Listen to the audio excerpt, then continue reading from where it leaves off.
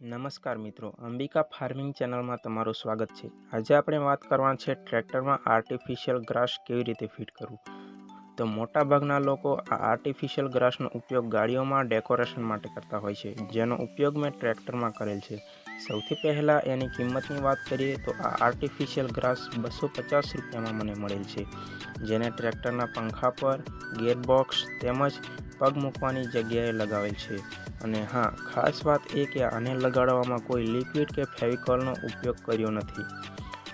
એના ફિટિંગની વાત કરીએ તો ટ્રેક્ટરના પંખા પર ફિટિંગ કે જે હુડના નટ બોલ્ટ આવે એમ જ કંઈક આવી રીતે કટિંગ કરીને એમાં ફિટ કરેલું છે, જે તમે વિડીયોમાં જોઈ શકો છો।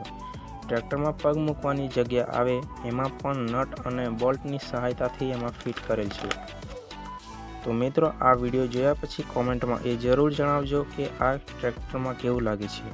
અને ટ્રેક્ટર સંબંધિત આવા જ વિડીયો જોવા માટે અમારી ચેનલ અંબિકા ફાર્મિંગની મુલાકાત એકવાર જરૂર લેજો।